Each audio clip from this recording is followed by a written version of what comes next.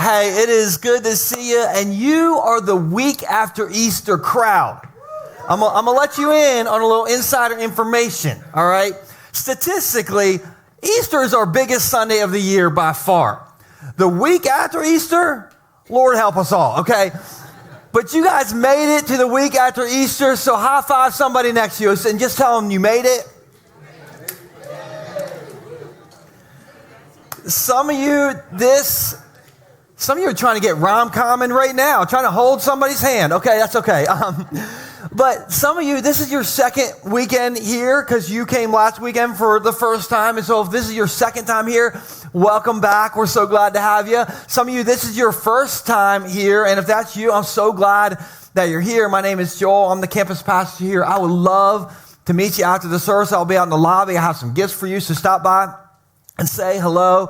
And just speaking of Easter, guys, we had a record number of people come last weekend to church. It blew my mind. Our highest attendance we've ever had in our church before last Sunday was 404 people. Last weekend, we had 536 people in this basement. Isn't that amazing? I think we have a picture of the line in between services. There was a line up the steps, past Casapoulas, I think to Edward Jones. I think there were people in the produce section of the Giant in line to come to church. It was insane. And then, we saw many people give their life to Jesus last weekend. And maybe you're like, well, sounds like this church just cares about the numbers. Yeah.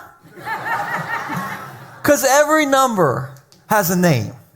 Every name has a story, and every story matters to God. And so I'm just so excited about what happened last weekend. And so can we just thank the Lord for what he did in this basement? I am just blown away by it. And I think this is a good time to mention we need to go above ground, people.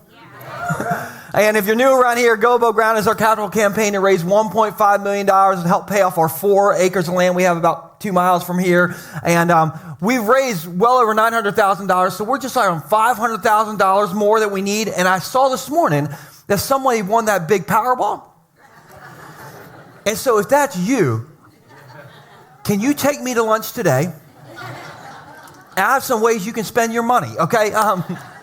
No, I'm just kidding, but I'm just so excited about what God's doing in our church. And I'm excited about this brand new series that we're starting today called Rom-Com. And you know I got to do it right out of the gate. I'm going to just ask you all what some of your favorite movie genres are, and you just need to let me know if it's your favorite genre, okay? If you got it, just say, I got it. Okay, I'm feeling not good about it, but how many of you, your favorite movie genre is action movies? Action movies?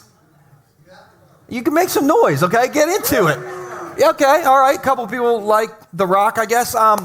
Comedy movies. Okay, so you like The Rock. Drama movie? Who's in the drama? Woo, okay. So you also like The Rock? The Rock is in everything. What about horror movies? Any horror movie people? Okay, we're going to pray for you guys. And then the rom-com people. Where are the rom-com people at? Woo, okay.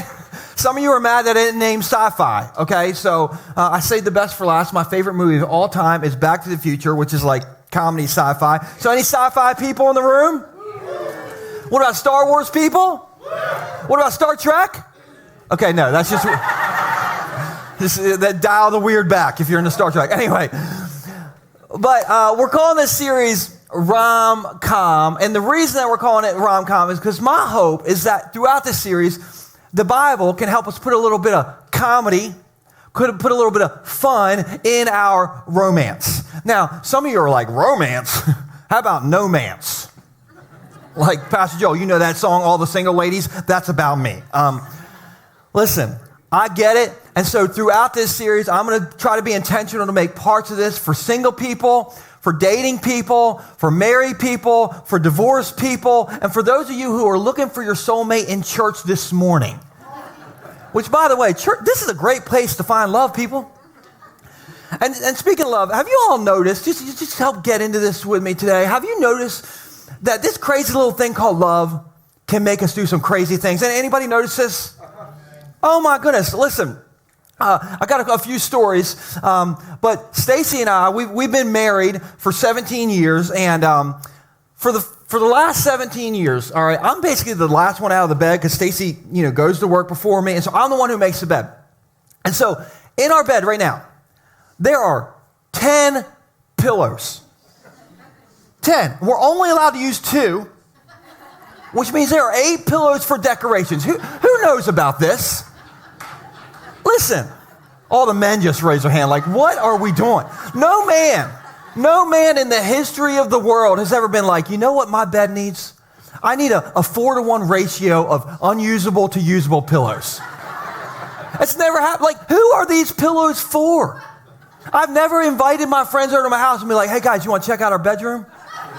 See what's going on in there? We got decorative pillows in there. You want to? That has never happened. It will never happen. But every morning, I wake up, I have to perfectly arrange 797 pillows, like we're about to shoot a Pottery Barn commercial in our bedroom, and I gotta, chop them in the middle like I'm Chuck Norris. Why? Because this crazy little thing called love makes us do some crazy things. I remember me and Stacey's first Valentine's Day, okay? And so this was 21 years ago, and we were in love. Our butterflies were like, woo! Our butterflies were on catnip, okay? They were just butterfly nip, whatever it's called. They were just going crazy. And me and Stacey had only been dating for 3 months. So all I knew about Stacey is that she liked spaghetti. And so I was like, girl, you need to get yourself dressed up, and you need to come over to my parents' house, because that's where I was living. And I got a Valentine's Day for you, baby. And so anyway, she got dressed up. I think we have a picture of Stacy and I this Valentine's Day. By the way, every time I show a picture of young Stacy and me, every single time after the service, somebody comes to me and says, Joel, Stacy looks exactly the same. And then they say, and Joel, are you okay?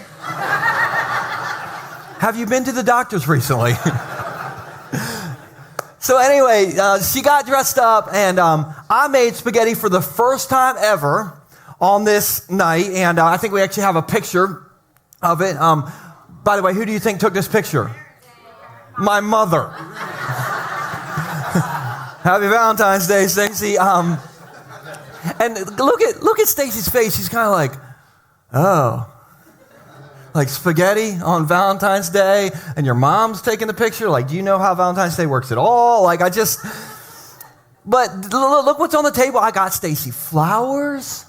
I got her a CD. Teenagers, ask your parents what that is. I got her The Notebook on DVD.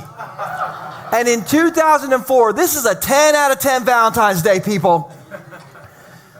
But love, this little thing called love, can make you do some crazy things. I've been making beds with pillows all over the place, making spaghetti dinners. And this little thing called love can make us do some crazy things. Am I right? Especially for some of you, when you start the relationship, like ladies. All right, you go on your first date. You're not even back from your first date. You do a hard launch on social media, posting a picture. Hashtag my new man. Heart emoji, fire emoji, engagement ring emoji. Listen, it's too soon.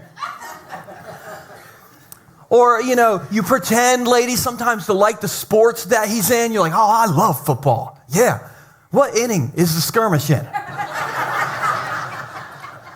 Or sometimes when you're dating, like ladies, you get crazy and you start writing on a piece of paper, your first name with his last name.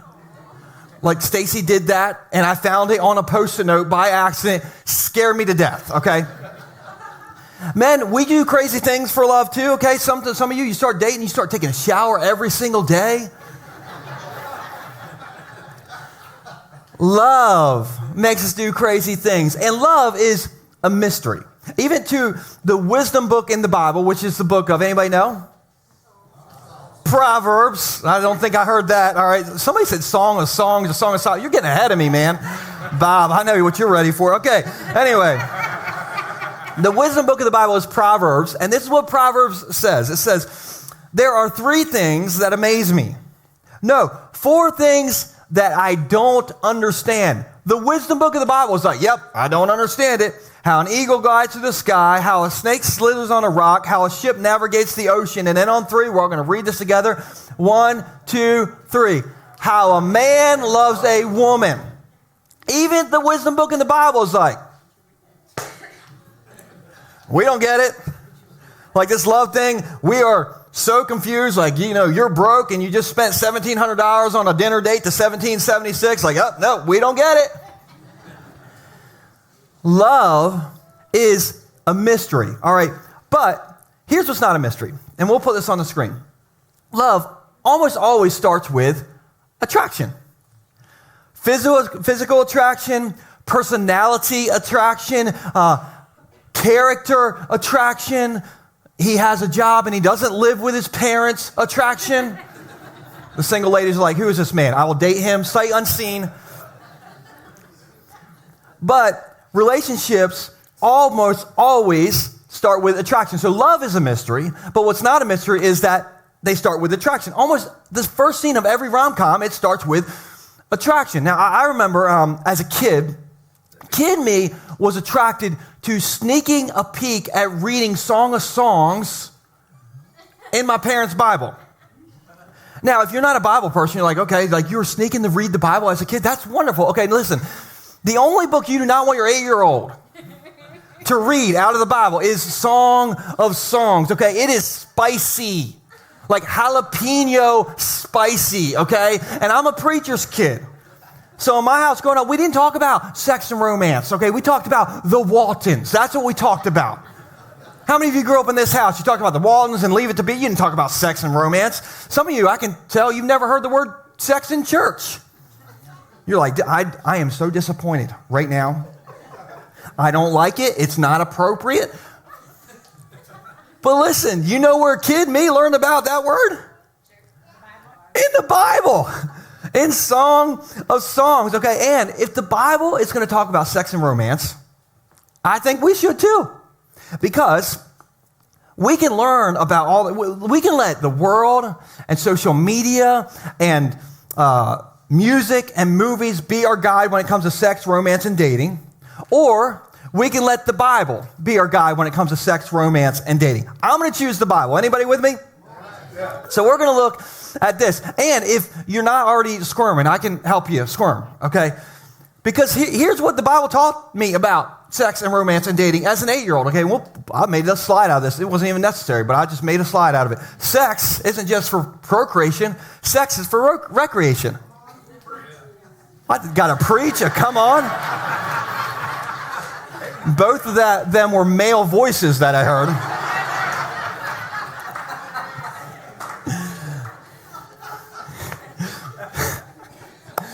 So listen, we have tissue boxes here. If you get a little sweaty at any point, you can just bead the sweat on your head because things get spicy. Look, someone's taking a picture of the slide right now. I'm not even going to point them out.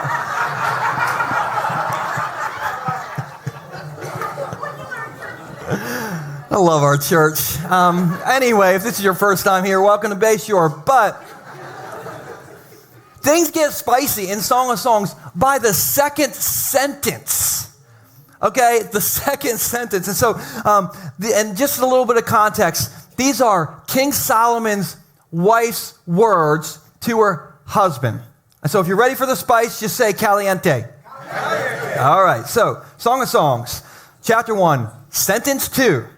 Says this, let him kiss me with the kisses of his mouth, for your love is more delightful than wine. Brought a little spray bottle, water, in case anybody needs a little cool off. This is just a second sentence in the book. And I think sometimes when we read the Bible, we can kind of tame it down in church.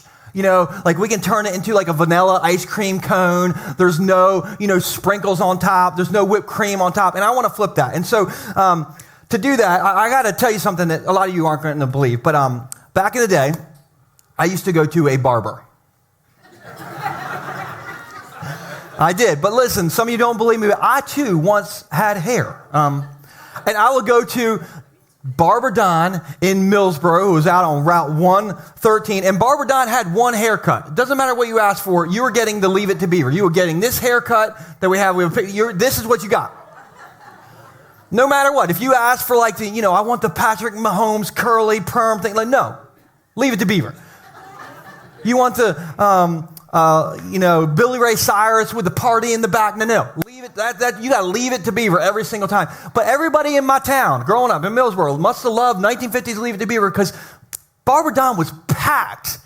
It was packed with old guys and cigarette smoke, and everybody's talking about back in the day. And so I used to go in there and sit next to the old guys. I'd ask Barber Don to give me any haircut that was not from the 1950s, and he never listened. And actually, I think we have a picture, another picture we'll put up. Okay, this is me, for real. My friend Andy photoshopped me into the Leave It to Beaver picture because I got a 1950s Barber Don haircut, all right? So you got to Leave It to Beaver.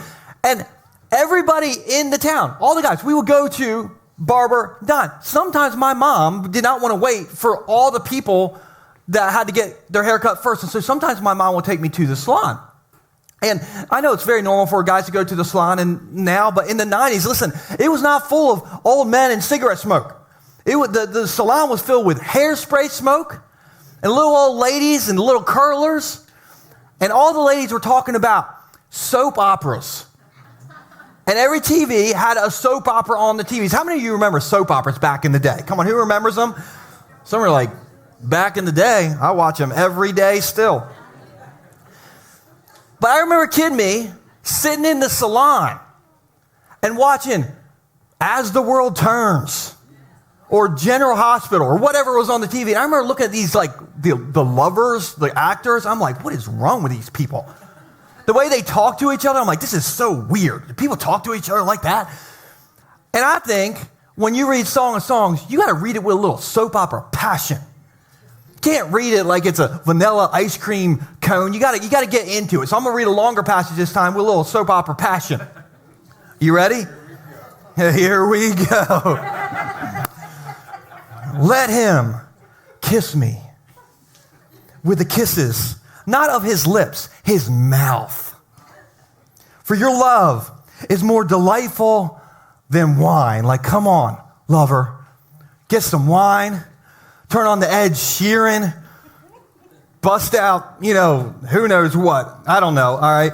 Pleasing is the fragrance of your perfumes. Your name is like perfume poured out. No wonder the young women love you. Take me away with you, mi amor. Take me away with you, my lover. I feel very awkward. Anyway, let us hurry.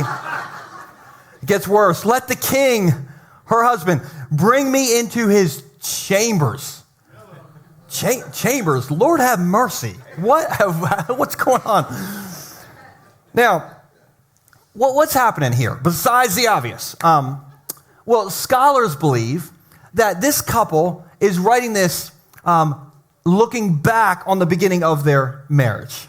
And so this is like a reminiscing, remember our wedding day moment. But even though this is probably years past when they wrote this, can you still see they got that crazy little thing called love? Can you see it? Can you see that they still have that attraction? Can you see that? And so everybody just say attraction. Okay. And here's why that matters. Since this is in God's word, it shows us that attraction matters to God. And if attraction matters to God, it's okay if attraction matters to you. Listen, it's not unchristian to be attracted to somebody. It's not unchristian to desire somebody. It's not unchristian to want to take your wife into the chambers and do whatever happens in the chambers.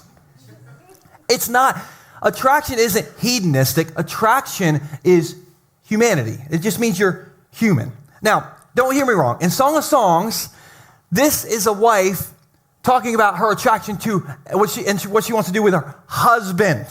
With her husband, not like some random guy in the produce section, a Giant. Not her high school boyfriend. Okay, no. This is her husband. Now, maybe you're single and you're like, okay, so what do I do with attraction? Like, how does attraction work for me? And this is important, and we'll put this on the screen. You have to be able to spot the difference between lust and attraction.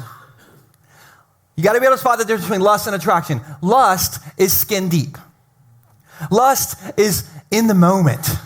Lust is all fun and zero commitment. Lust, I always say sin is like a sneeze. It feels good while it's happening, then you got a mess on your hands. That's the same thing with lust, okay? It feels good. The lust relationship feels good, and then it implodes. But attraction starts skin deep, but it moves past that. You start to be attracted to their personality and their character and their values, all right? And so attraction is like you start skin deep, but then you get this mutual dedication to each other. And even more than that, if you're a Jesus follower, hopefully you're mutually dedicated to Jesus.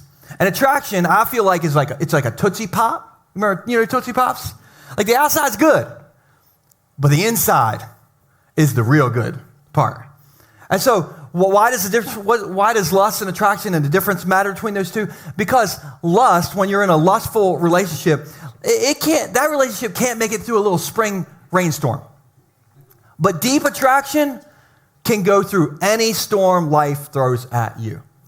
And so if you are, if you're single and you see somebody who is good looking, they are a perfect 10, okay? And your little butterflies, you're like, woo, okay? And they're Barbie or they're Ken and you're attracted to them and they look good. They're a perfect 10 on the outside. But their love for Jesus and their values is a loser. Then you subtract 9 and you run for your life.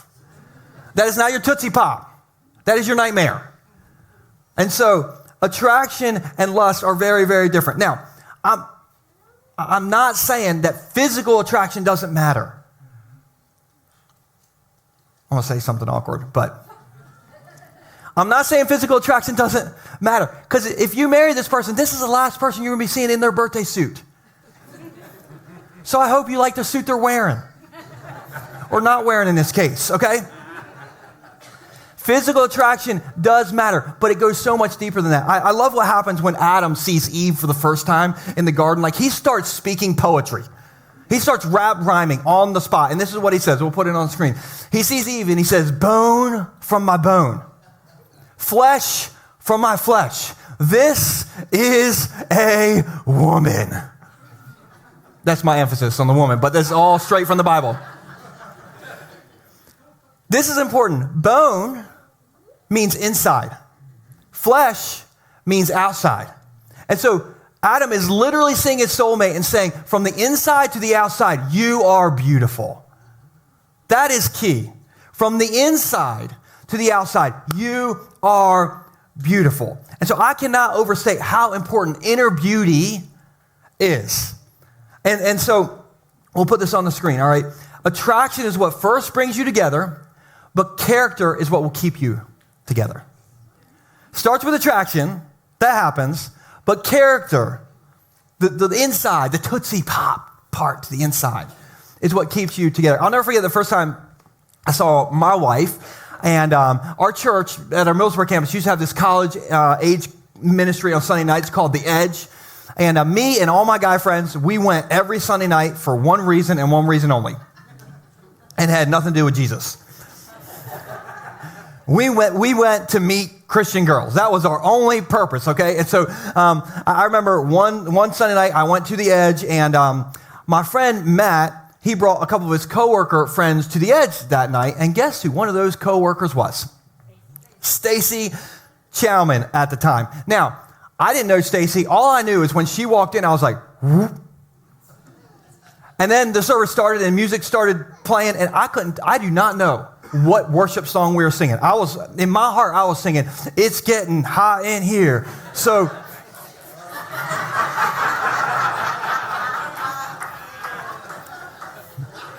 I was in a different zone, people, okay? So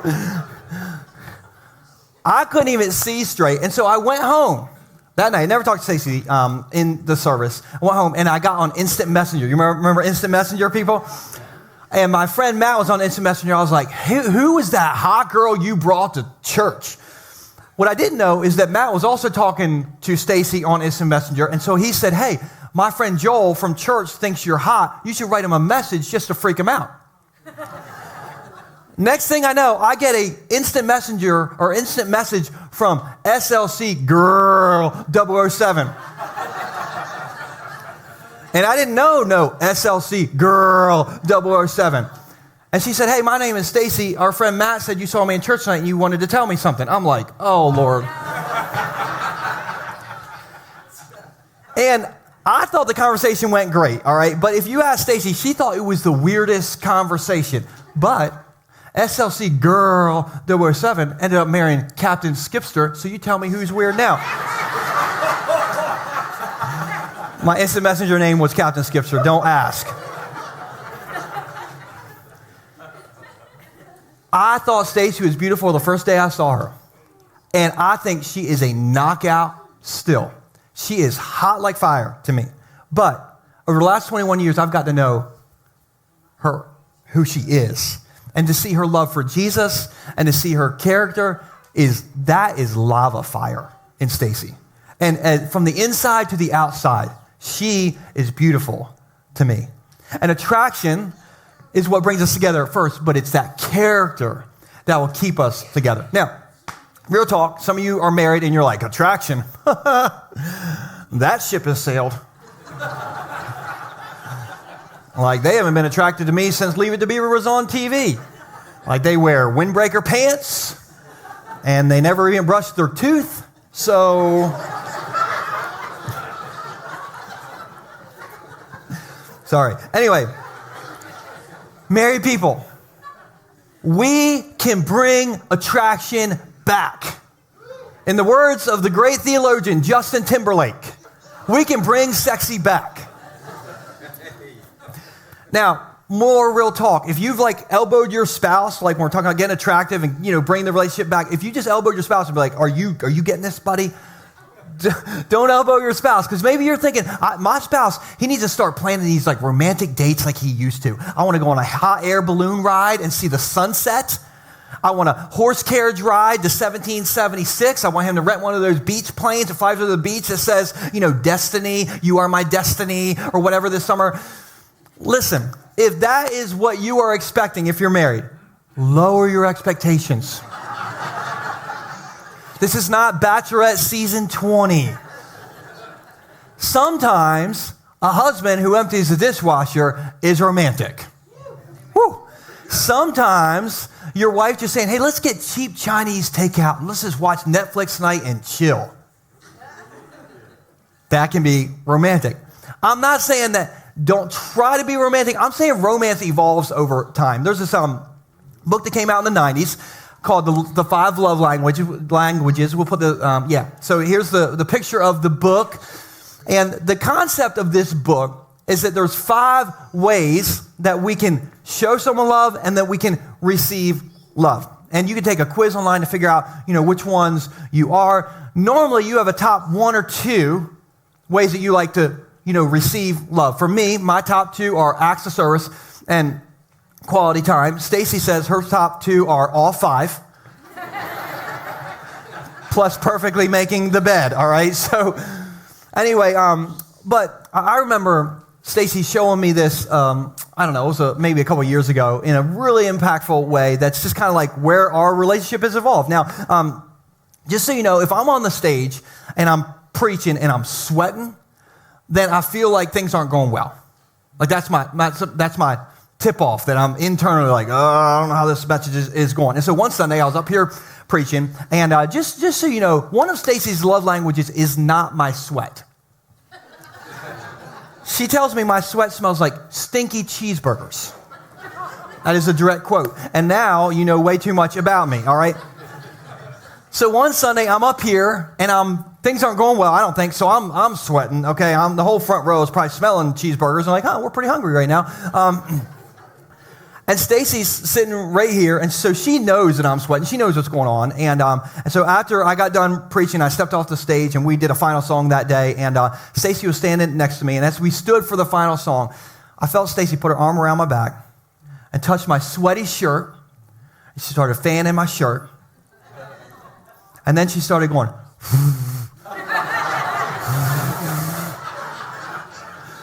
and I like to think that she was, trying to cool me down. She was probably trying to blow the sweat smell away. But to me, that was an act of service. 20 plus years into our relationship, that was romantic to me.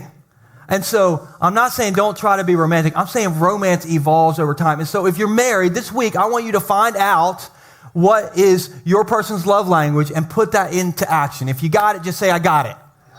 Okay, now let's go back to verse 3. All right, so verse 3 says this, and we'd already read this, but I want to point a couple things out.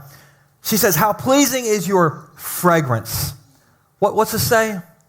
Your name is like the spreading fragrance of scented oils. No wonder all the young women love you. Now, back when this was written, you couldn't take a shower whenever you needed to get clean. Like that it wasn't an option that you could always get a bath or shower every single part of the day if you wanted one. And so what would happen is when people would bathe, they would a lot of times bathe in fragrance so they could smell fresh and clean longer. And so what this lady is saying is she's saying, hey, husband, your name, it smells better than the fragrance you bathe in. Now, name in Hebrew, the Hebrew word for name here is the word Shem. Everybody say Shem. Shem means brand. And your brand is what you're all about, right? Your brand, you could say, is your character, right? And so now she's not pointing out his biceps and abs, which don't last. She's pointing out his character, which does last. Now, quick question. What do you need in order to see somebody's character? I'm going to answer my own question. Time. Time. If you just met somebody at the bottom court 2 weeks ago and you're like, I'm in love, I don't care who knows it, we're getting engaged. Listen, no. I do not want to officiate that wedding. Because in 2 weeks, all you've seen is their highlight reel. You do not have enough time. You have not had enough time to see them for real. And so the wife in this story, over time, she has seen her husband's character, and she's like, it is so good. But she's not the only one who notices his character. Look what she says next. She says, no wonder all the young women love you. Now, I want to be honest. I think this is weird. Like, I'm thinking, listen, friends, if you're like checking out my man, you need to back off. You checking out my lady, you need to back off, right? Like, so I think this sounds a little bit weird, but what she's saying is, husband, your character is so good that all my friends can see that you're a catch. And so if you're dating somebody and you're the only one who thinks they are a catch, danger, Will Robinson. Run, Forrest, run. Okay, like your butterflies may be flying, but your butterflies may need an optometrist. And on the flip side, if all your friends and family are like, oh, they are a catch, you need to lock that person down, because if you don't, I will. That is also a sign. And so if you're interested in somebody, don't just listen to your butterflies. Listen to what the people around you who love you the most have to say. I was thinking this week about two of my best friends, Bo Stinkin' Dukes and Andy Mason. I think we got a picture of these guys. This is Andy right over here, far left. This is Bo Dukes, and we're childhood friends. I'm the only one without hair. I don't know how that happened. But I met both these guys in 6th grade, and we've been together we've been friends for 30 years. 30 years, okay? Like, there used to be circuit cities back in the day and 30 years ago. Like, that's when we started our friendship, back when there were circuit cities around. And we started to get together as couple, like with Bo and his wife Katie and Andy and Logan. We've gotten together like doing these like group dates now. And so a couple months ago, we were at this Mexican restaurant in Fenwick, and we're all sitting there, and the ladies are having their own conversation, and the guys, me, Bo, and Andy are having our own conversation. And I don't know what the ladies are talking about, probably decorative pillows, you know. But Bo and Andy, one of those two, said, how in the world did all of us marry so far out of our league? Like, how? Like, we are all operating way above our pay grade. And I was thinking about Bo and Andy this week, and these guys, like, I want to be like Bo and Andy.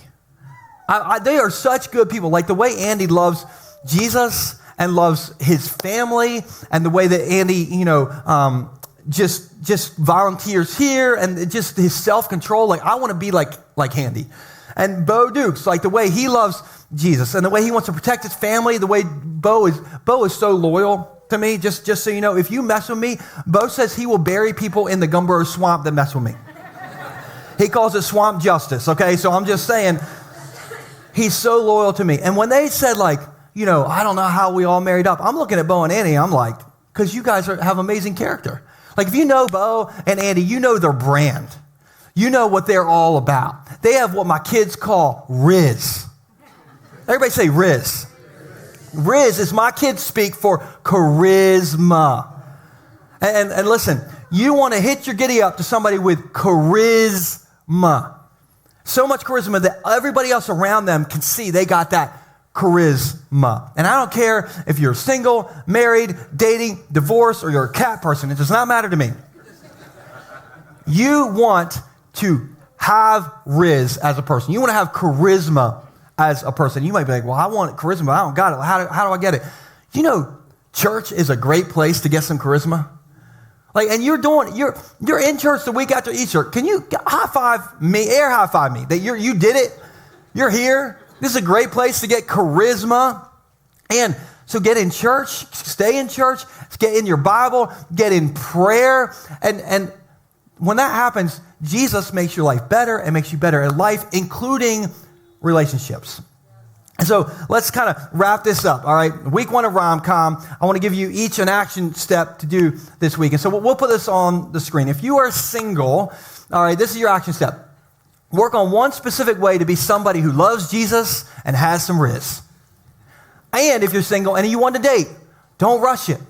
And commit to look for somebody who also loves Jesus and has charisma.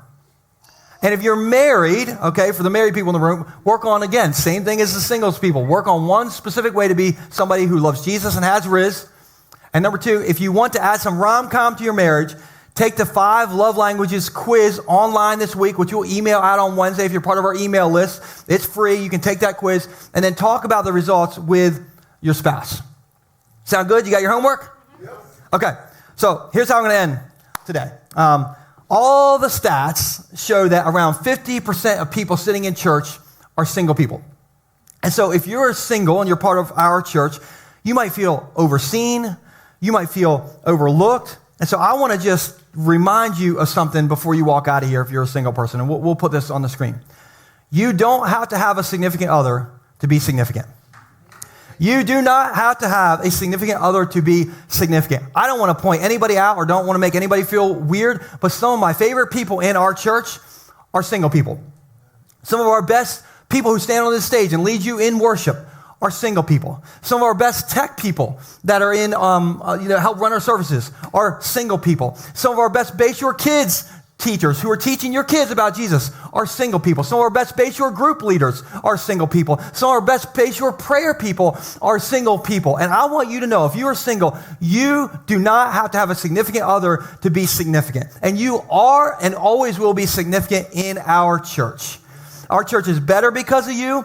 I am better because of you. And I want to just say this, the single parents, you are heroes.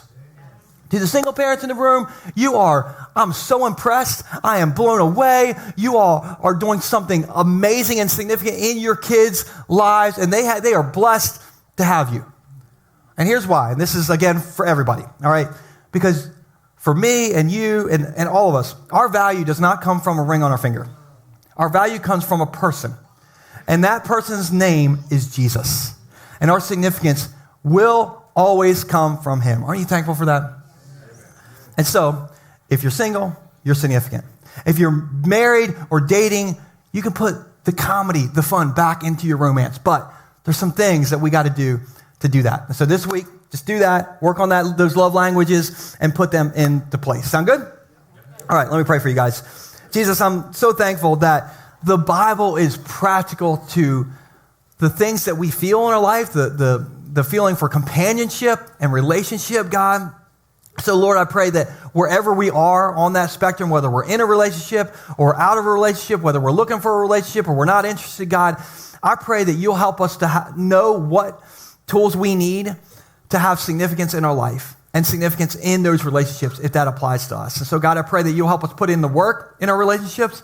And if we are not in a relationship, God, I pray that you'll help us to rely on you and to know that our value doesn't come from anybody but you. And so, God, I just pray for stronger relationships. I pray for stronger people in our church. In Jesus' name, amen.